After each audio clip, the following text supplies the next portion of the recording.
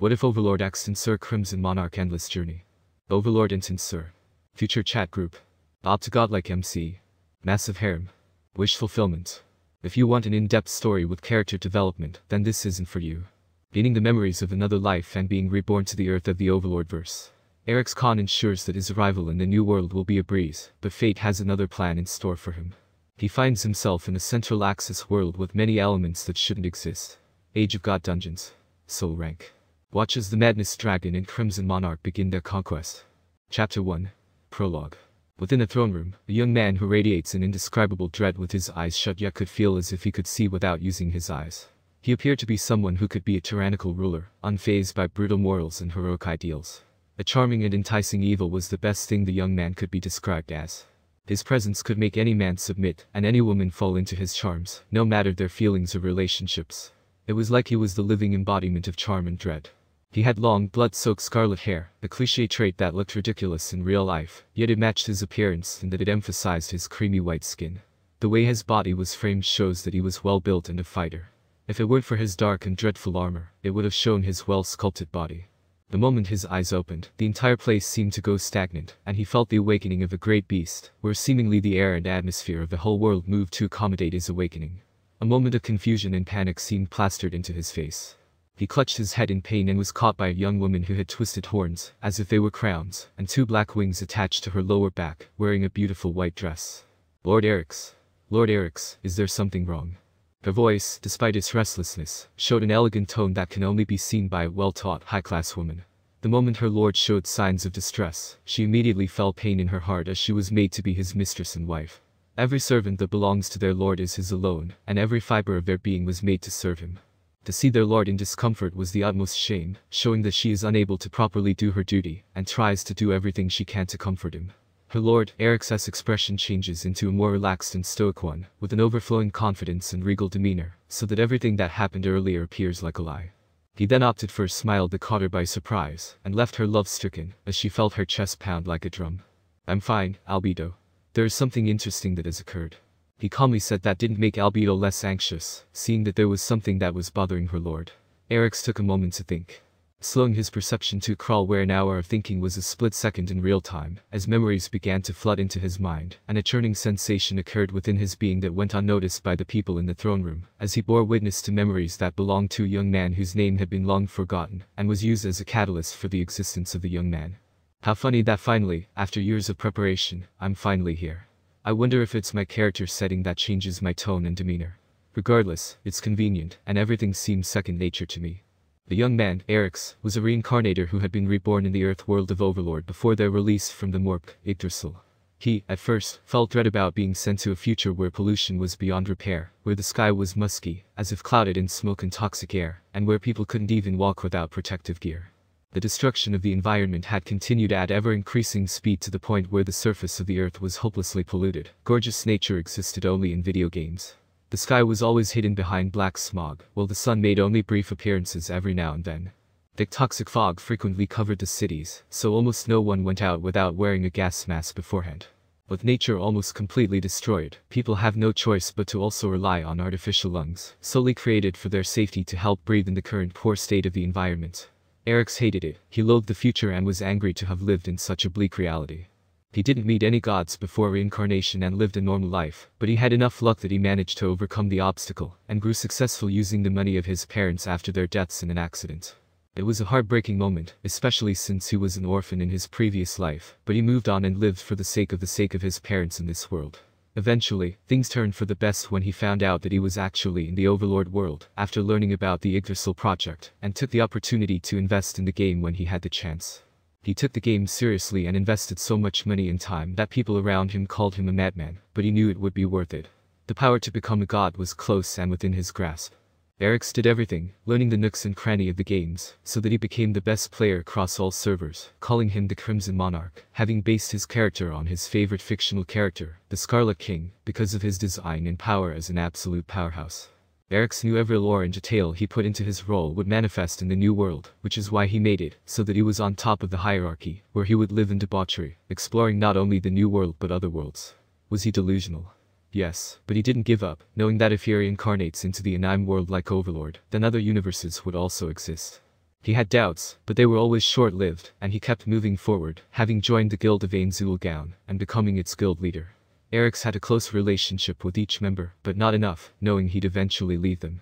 His influence had certainly changed the Great Tomb of Nazark, having made sure that Mare and Or were adults, with Maid being female as well, while removing other NPCs like Victim and Gargantuan, and changing them into other characters to his liking. He removed Negrito and Rubido, making Albedo one of the strongest, but he made sure to balance things out for everyone. Everyone is less evil and sadistic, but only one will become their allies and enemies. They will be damned into eternal torture by Erix, the new torturer, who will remove the ugly squid monster into someone who can be called She Who Thirsts. He removed Oriole Omega and turned her into someone else who belonged to Genshin Impact. Even though I might know future events, should not take it at face value, though I am able to use high-speed thought like second nature. This is probably because it's passive rather than active spells and skills. Not to mention, I still don't have the proper grasp to cast and use my power. As Crimson Khan, my power could distort reality, and it's best to be careful. He was a bit surprised at how he's more confident in planning, and easily compassed himself in the situation.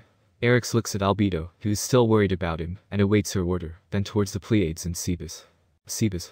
Erix's voice was regal and baritone, perfect for the monarch awaiting to conquer. Sebas looked up at his lord's utmost devotion to him, and Erix was pleased since he changed their loyalty to him and their creator to secondary. He was the one and only eternal ruler of Nazark, as the other guild members had abandoned them. Though Erix didn't blame him, he found their decision to be foolish, since reality is so horrible that it was better to live in a fake one than a broken one. Yes, my lord. I've sensed a disturbance and wish for you to go outside and investigate, then report back to me. It will be done, my lord. Sebas stood up while Erix turned his attention to the Pleiades, finding their appearances to suit his taste, and having fun with them later. They sensed his gaze and seemed pleased that their bodies caught the attention of their master. Erix quickly changed into a serious demeanor and said, Pleiades accompany Sebas and act as support if things go wrong, and if by chance you encounter anyone, make sure to bring them alive for questioning. The vice leader, Yuri Alpha, elegantly stood up with a confident smile and said, As you wish, my lord. They all left, and Erix watched them disappear before standing up, surprising Albedo, who had her wings flapping, waiting for her command. My lord, is there anything I could do for you? Her lust was apparent, and Erix found it entertaining to wrap his arms around Albedo, who was taken aback, becoming flustered, pulling her closer. She felt his hand caress her cheeks before her eyes widened as she felt his soft lips against hers, and her body began to heat up and grow weak as it spasmed at the sensation and pleasure it gave. Their tongues coiled with each other before departing, leaving a trail of saliva. She looked at him with a moist gaze as he leaned into her ear and heard him whisper, We will have fun later. For now, my dear succubus, I have tasks for you. Chapter 2. Spear of Eradication. The taste of her lips was certainly beyond what Erix ever tasted, despite being sloppy. He felt something was being drained out of him, and quickly knew it was the innate power of Albedo, who was a succubus. The race that she was in was the highest kind, which was Demon Empress. He was such a dedicated fan of the game, that the developer gave him a parting gift that essentially made his entire collection of subordinates have the highest type of racial traits. He hasn't checked his status, if he has one at least. Erix had numerous jobs in classes of the highest caliber, some of which were specially tailored for him. He had both World Enemy and World Champion, having bypassed the restriction using world-class items that grant requests from the developer, making sure there was a loophole when he requested it, because they would reject it if he wasn't careful. In addition to that, he had another one that only recently occurred, which was the Eternal Ruler of Yggdrasil. When he went on a raid solo across the 9 realms, it took a lot of preparation and time, but it was all worth it as he gained an item that would let him rebuild the entire plane, which was a seed of Yggdrasil. He hasn't planted it, knowing that a better option is to plant in the new world to take advantage of its effect, since the lore written on it will come true. Erix stepped back and sat on his throne, leaving Albedo in a daze, as her mind was filled with the memory of their kiss, which made the Scarlet King smile softly, then cough a bit, taking her out of her thoughts. I'm sorry, Lord Erix. It's fine, Albedo. There are more pressing matters to attend to. Ah yes, what can I do for you, Lord Erix? Beside the 4th Guardian, Fenrir, have all the other floor guardians gather in the amphitheater in 1 hour. As you wish, Lord Erix. Albedo bowed, leaving Erix on the throne to contemplate as he glanced at the weapon tailored by his guild, which was the Staff of Ainzulgaon, but he did not like the staff, as it was more of a symbol for his guild. Erix's character build had elements of magic, but his strongest aspect is using a spear. I wonder if I can open my inventory. My personal spear should still be around. He thought to himself and decided to take the staff, trying to put it into his inventory. It didn't take him a second for it to be placed into a pocket dimension that caught him by surprise, but felt familiar as if he had done it 1,000 times. His class and race bypassed everything, allowing him to equip anything he desires, but he has his favorites. Is this because of my class or is it because of this new world? Frankly, my intuition is certainly telling me that this isn't the same new world that I'm familiar with. Guess it won't take long to have my answer once Sebas finishes surveying the premises. Erix nodded to himself as he tried to take out his personal weapon, and soon a long scarlet spear appeared that seemed to vibrate excitedly to be wielded by his master, making the Scarlet King smile and say, "Happy to see me, huh?" He said it with a smile as the spear glowed in response, showing that the weapon had gained sentience. The weapon was called Spear of Eradication. It was made after gaining the world-class items that grant him a request to the developer, who made the weapon a growth type that will get stronger with each use. He made plans for it and gave specific lore with instructions that would soon forge the strongest weapon against literally anyone, since it has multiple forms and skills. Not to mention, the spear can only be wielded by him and those he allows. The weapon started out extremely weak, but his hardcore leveling allowed him to turn it into pseudo-world-class items that affect the game itself. He vaguely remembers how the player raged, only to learn that the weapon started out extremely weak, and that the only reason it was so strong was because of Erix's dedication. In other words, Erix was overgeared, especially now, because of how he collected nearly all world-class items before the game ended, and even bought them from players because they didn't need them after quitting the game entirely. An arsenal of world-changing items that has infinite use because of other world-class items makes him virtually invincible now. Let's not get too ahead of ourselves. I'm strong but far from invincible. It's best if I can assess myself first, and then see how I'll fare with the denizens of this new world. Once I'm confident, then I shall conquer this world, and whoever gets in my way will perish. He evilly grinned, hoping to create a world that would avoid destruction like the one in his previous world's future. Erix also hated how entitled people had become in his other world, the Earth of 2023, where ignorance and social media blindly followed a system that hides the truth. Erix, like the Scarlet King, contradicts how the past is in constant conflict with the modern world. He dislikes how the world turns out and wishes to avoid it if necessary, but his priorities still lie in his desire to conquer the world and obtain beauty to be by his side. Patience, you will have your chance to display your might again. For now, let's head over and meet the twin. The spear glowed happily as Erix teleported to the floor, where the twin dark elves were. He was amazed at how it felt to teleport, and how it distorted space around him. Erix walks into the hallway until he arrives at an exit to find the Colosseum. He looked up, seeing how the artificial sky and starry night were truly breathtaking. Blue Planet was a person who was like Erix, and enjoyed the scenery that had long perished, where only old video and records were the only way to see its beauty. He didn't blame humanity, but rather only the corrupt and greedy. Erix is hypocritical since he'll eventually do the same, but he is not a fool like them, and would rather look at the long term than the short term. What a truly breathtaking scene. I wish my mother and father had seen this. Perhaps I can revive them, but that would only result in them getting into danger again, and I don't know if they'll still even consider me their son, after I've become this being. Erix loved his parents despite his hatred for the world, and felt pain that they died when he was young. He decided to revive them in the near future, when he has everything under control, or at least has conquered 3 to 5 worlds. Erix looked down before descending into the staircase, focusing his concentration on sensing the place, and finding 2 signatures that told him that it was Mare and Or. He noticed a young woman performing a stunt as she jumped down, and another young woman jumped more gently than she was as the 2 ran towards him. They were a lot older in figure than the canon, and both were female, but Or liked wearing male clothes, yet she was more well-developed than Mare. Welcome to the amphitheater, Lord Erix. It's a pleasure to be in your presence, Lord Erix. The 2 bow simultaneously, while Erix nods as he taps his spear into the ground and says, "No need to be nervous, there is something that I wish to test in this place, and I hope you don't mind me intruding." Intruding? You surely jest, Lord Erix. No one in the great tomb of Nazar considers you an intruder. Everything belongs to you. Even myself included. Or blushed at the last part, while Mare was just flustered without even doing anything, and Erix chuckled lightly. It was true since he rewrote the story and was the one who ruled over them. If you say so, well then, an anomaly has occurred and things seem different than before, which is why I've summoned all floor guardians except for Fenrir to gather in the amphitheater. Erix finished and saw Or grumble at the news and say, "Does that mean Sheltier will be here?" "Afraid so. We need to discuss our course action with everyone. Anyways, I wish to test out my weapon a bit and hope you 2 can help out." Both eyes are shown looking at the Spear of Eradication, as the weapon had countless legends having been used to slay world enemy, and even an Armageddon-class monster solo. Erix died numerous times trying to defeat that monster, since it should have been a guild raid. He was the man who made the impossible possible. Is that the Spear of Eradication had been said to have the capabilities to defeat even the world enemy single-handedly. Mare exclaimed, looking at the magnificent length of Erix's spear, which was so long and sharp that it could impale anyone. The weapon was on par with or surpassed even their guild weapon, and if it were ever sold in the prime days of Yggdrasil, then it would be priceless. Indeed, a weapon forged from my countless battles and journeys. It is like a child to me and a sibling to all of you. Chapter 3. Erix Khan.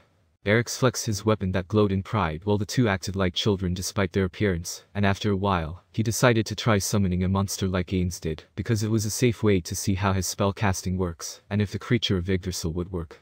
He was unsure until he tried and wondered if they'd need a vessel to be summoned or just his exp, which had become endless thanks to his class and requests to the developers before he departed and fought the final boss of Yggdrasil. Erix had broken through the level cap, and therefore had endless growth, as long as he found strong opponents to kill. I wonder what I should summon guess that could work. Erix glanced at the shining eyes of the twin waiting in anticipation, and he couldn't lose the chance to flex. He concentrated on using the weapon as a medium that allows dimensional rift to ensure summoning was successful every time, no matter the type. I can create a dimensional portal, huh? Well, further testing is needed. He thought to himself, seeming the information to pop into his head as if slowly regaining his power like before. Erix grinned and said, "Summon high tier, Knuckle V." The fleshy substance conjured at the tip of the spear plops into the ground before expanding into wriggling flesh, until it becomes a monster that is skinless, having the upper half of a man fused with a horse with lanky arms. It seems to lower its head with the utmost devotion, making him raise an eyebrow. "It is a pleasure to be at your service, my lord." It spoke in a rather distorted voice that accompanied wet flesh.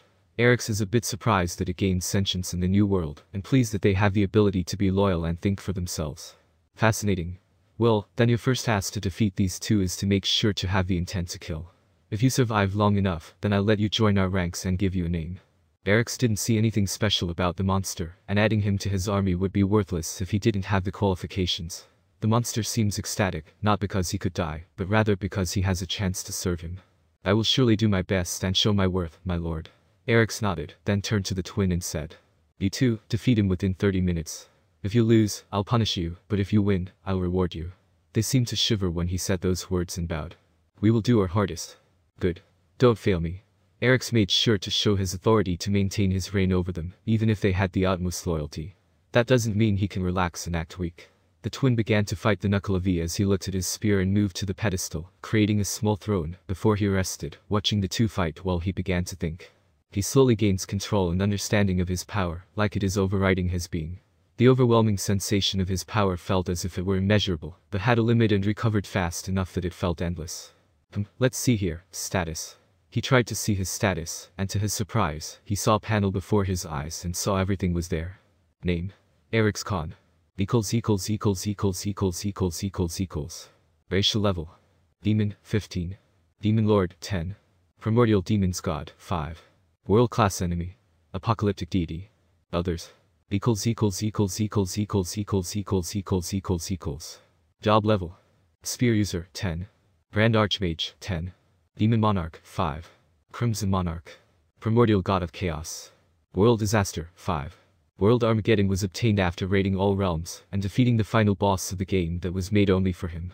Yggdrasil Guardian A reward for becoming the one who will restore Yggdrasil. Others.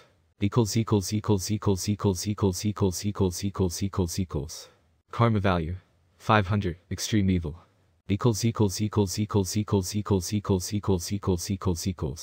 HP: exceeded limit. MP: exceeded limit. Physical attack: exceeded limit. Physical defense: exceeded limit. Agility: exceeded limit. Magical attack: exceeded limit. Magical defense: exceeded limit. Resist: exceeded limit. Special: exceeded limit. You have opened your status. You have received a message. Playing the message. Hello there, love. I'm the one who reincarnates you into this world and expects a lot of great things from you. There will be a gift for you coming soon, but that will occur sometime in the future. No need to worry, love. I'm on your side and will be waiting when you get strong enough to impregnate me. Love, R. Devi. P.S. Feel free to breed them as well, since I'm not jealous. Anyway, ciao. Erix was dumbstruck when he listened to a female voice that felt familiar, and thought it was someone he should expect to be his consort.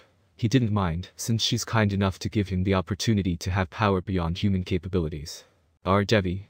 I wonder who she is, but whatever the case, I'll focus on conquering it until I get to meet her again. He thought to himself and continued to rest his cheek on his knuckle, while watching the twin fight the level 80 monster, who seemed a lot stronger because it wasn't as predictable as the game with fixed attack movement. Erix slowly understood the difference between Yggdrasil and the New World. I should plant the Yggdrasil seeds soon. Erix decided to contact Sebas and heard his voice through telepathy. Sebas, is there any news from your investigation? My lord, there is a slight problem. Slight problem. Elaborate. We are surrounded by a deep forest with weak goblins and dirils, as well as an unknown energy signal with one similar to a dragon. Erix's eyes rose in surprise hearing the news, since the great tomb of Nazareth would be within a swamp and would have arrived in a plain within the new world, but a forest. The forest, not a swamp nor a grass plain. Yes. There is only a deep forest around us. In the back of his mind, something tells him that there is something new, and he decides to find more information. In other words, the great underground tomb of Nazareth has been wholly transported to a different place. As expected, something had changed.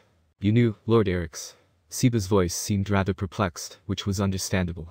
I'll tell you when you've returned. Before your return, how strong are the goblins compared to you? Frail and weak, they are weaker than goblins that we know of. However, they seem able to communicate like humans. If that is the case, then capture their leader and do not harm them because I have plans. It will be done, my lord. Return in 20 minutes.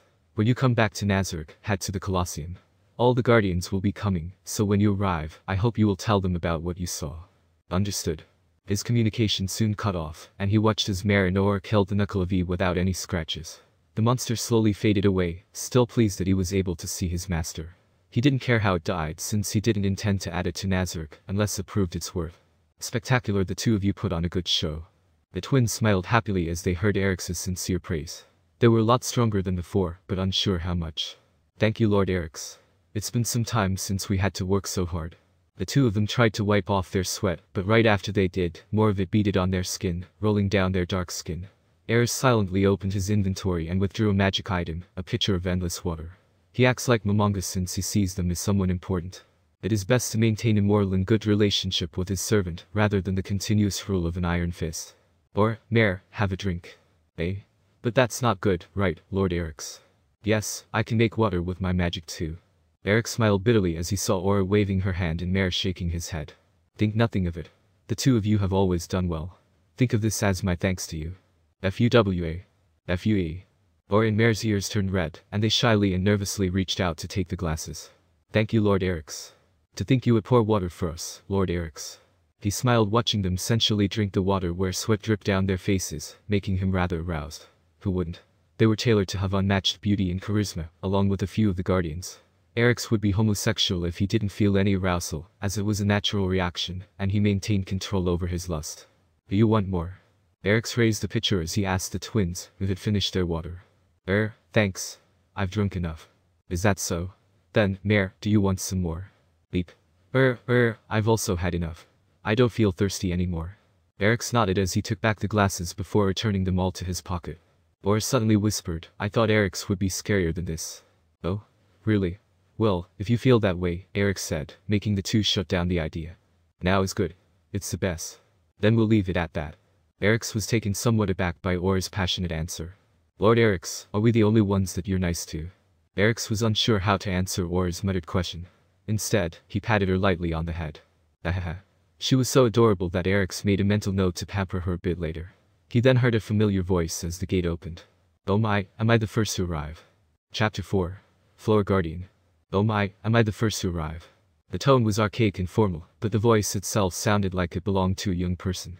A shadow formed over the ground, and then the shadow turned into what looked like a door, from which a person emerged. She wore a black ball gown, which looked soft to the touch.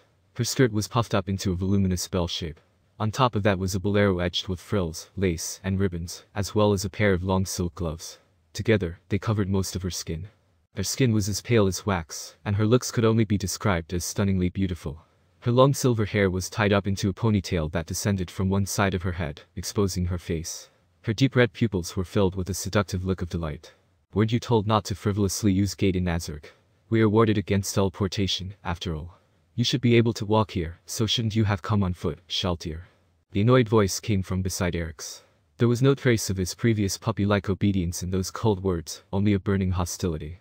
Mare was trembling by the side, and she slowly edged herself away from her sister. In truth, the speed at which the leopard called Aura had changed its spots startled Erix as well. The girl who had come here via the highest tier of teleportation magic was called Shaltir. She did not even bother looking at Aura, who was scowling at her. Instead, she swiftly advanced before Erix. The bewitching scent of some kind of perfume hung around her.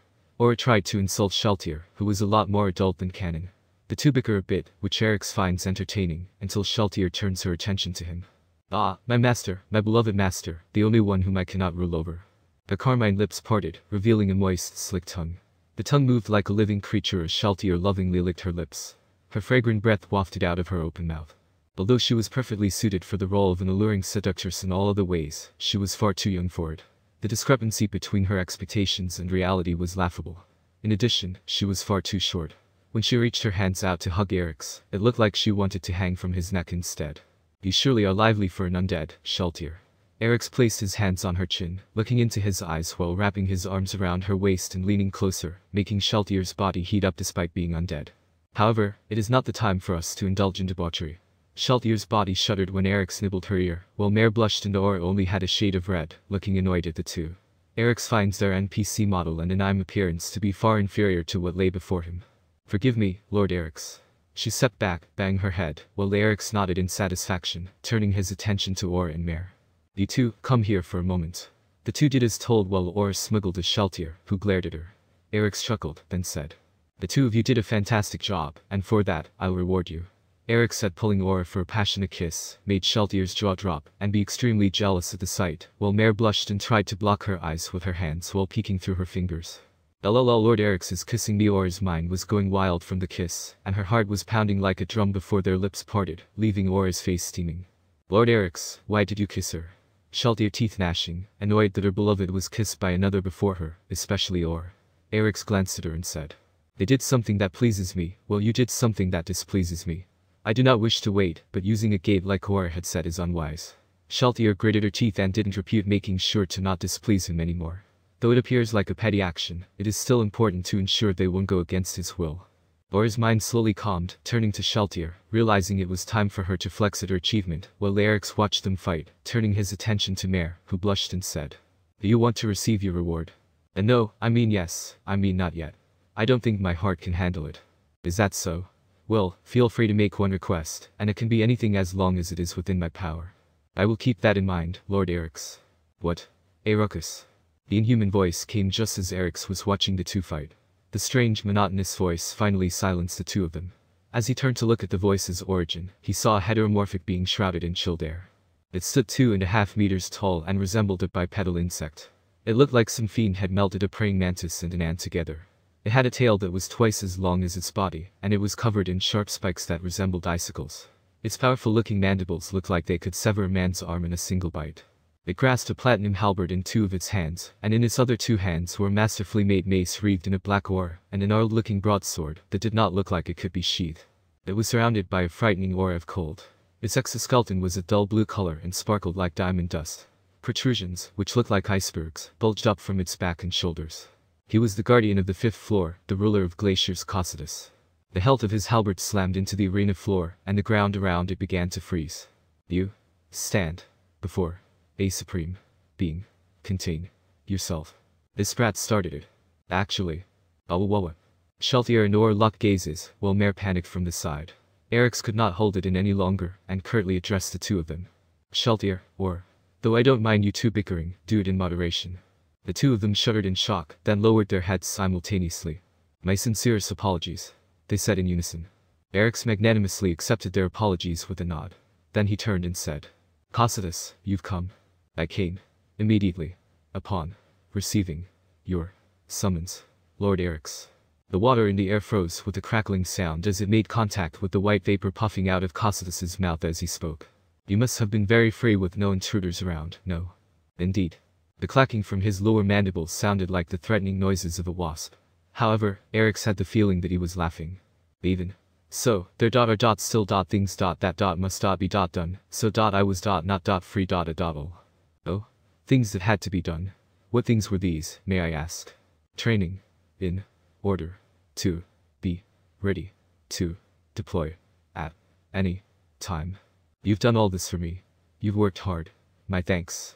After hearing your praise, the task is not as tiring. I see. Demiurge, Slaanesh, and Albedo have arrived. Erix turned in the direction Cocytus was looking, at the entrance of the Colosseum, where he saw two figures enter. The one in front was Albedo, while a man followed behind her like a lackey. Once she got close enough, Albedo smiled at Erix and bowed deeply. The man bowed and said, Forgive me for keeping everyone waiting. He was about 180 centimeters tall, and his skin was darkened from the sun. His facial features looked oriental, while his jet black hair was neatly combed back. The eyes under his pince-nez glasses could not even be said to be narrowed. It was doubtful whether they were actually open at all. He was dressed in a western suit with a matching tie. He gave the impression of being a professional businessman or skilled lawyer. However, his gentlemanly appearance was hard-pressed to hide the evil air about him. A tail sheathed in silvery metal extended behind him, tipped by 6 sharp spikes. He was limned by flickering black flames. This man was the creator of Blazing Inferno Demiurge. He was the guardian of the 7th floor of the great underground tomb of Nazareth. This demon was designed to be the defense commander of the NPCs. I must apologize for taking this long to arrive, Lord Father. A voice came that was beyond sedative and hypnotic as a young woman arrived who had an empowering demeanor that enticed anyone, be it man or woman, into self-depriving thoughts. She has 2 pairs of horns that arch like a crown, with a rather dominatrix outfit that has razor-sharp decoration. Her skin was like a pink substance and appeared like a night elf. This was Eric's NPC creation Slaanesh, the she who thirsts, who was the main torturer and last line of defense against players. She rules the 8th floor that was supposed to be victim, but replaces her with Slaanesha, and her floor is like her realm that he specifically made and took a long time to create. She was made to be his daughter and wife as well.